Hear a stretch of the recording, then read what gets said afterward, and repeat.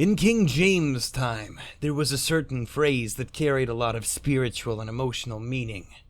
When you said, "This thing's from my bowels," you meant that it was the product of your innermost person.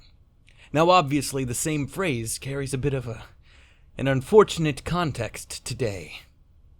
But I would like you to willfully alter that context in your mind for what I have to say.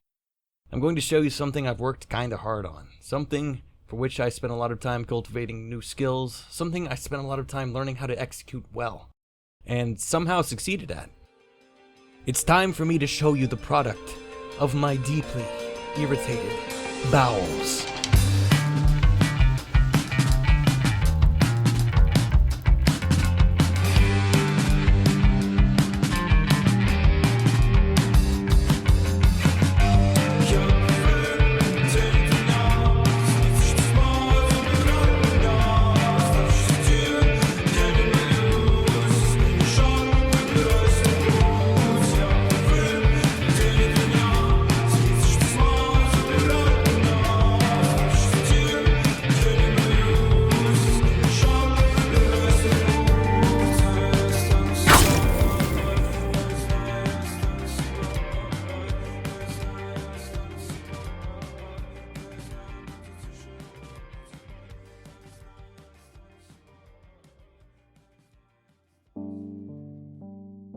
On the Steam Workshop, I've released the first episode of a game mod project called Desperado's Mesa.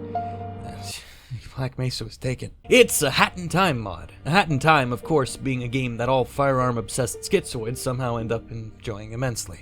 But, truthfully, the real reason I chose to mod this particular game was that I am not very smart. And also, Unreal Engine 3's toolset is highly accessible. Apparently that's going to get better with UE5, and so who knows, I might actually take up that too. I've learned C#, Blender, and a few other esoteric tools in order to experiment around with this.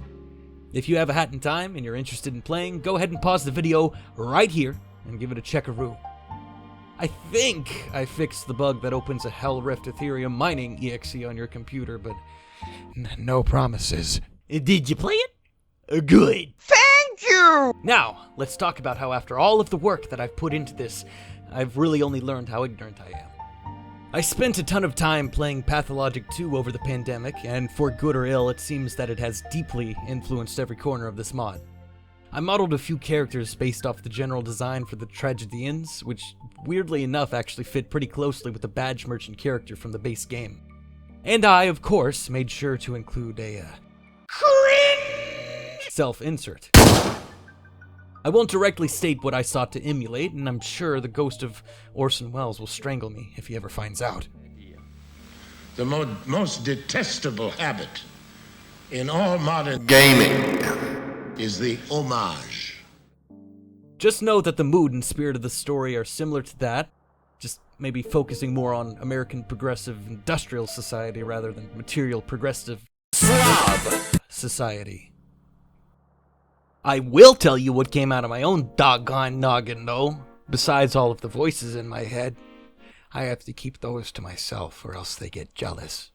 A ton of custom texture work, a bunch of custom models, a bunch of custom characters, custom scripts, cutscenes, animations, custom weapons, a boss fight using some modified NPC files, and of course, hours of pain and anguish.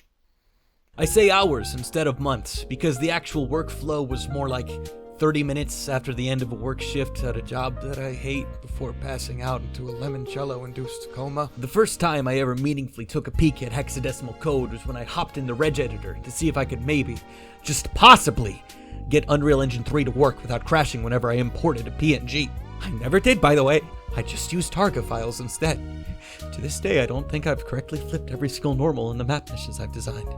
And those are the things that I know I've missed. I don't even want to know what I didn't. Another thing I haven't missed is the revelation that I am not a particularly great animator. After the Willy model, I just straight up got too terrified to model animated mouths anymore and gave everyone a mask. And some eye sockets. It wasn't even until just a few weeks ago that I even gave the Wendigo mascot pupils. People told me they all look fine. Now I'm gonna have to fine them for perjury. Ha ha ha ha ha. But I'm not gonna give up. I need to put my mind to the proverbial pen and get this experiment in my brain finished, while I still have some cognitive matter left. Sorry, I just had another stroke. I do a lot of criticizing. A lot of my audience comes to hear me complain, I think, but I rarely complain from a place of spite. I want things to be good, even for the stuff that makes me brutally angry. I try to suggest an alternative. There's a big accusation against critics, which is mostly true. It's that they risk little and destroy much, and that they create nothing. I'm not tired of reviewing things. There will always be reasons to complain, trust me. But I do think that it'd be unfair of me to move without at least giving proof that I understand the work that goes into creating something. I also don't have any illusions about this project being something super important. This whole thing is a thought exercise to see if I could create and identify what made something work and what didn't. Judging by the reviews, I think I did pretty good for myself. I hope you enjoy. Also, part 2 will be coming up soon if I am not dead.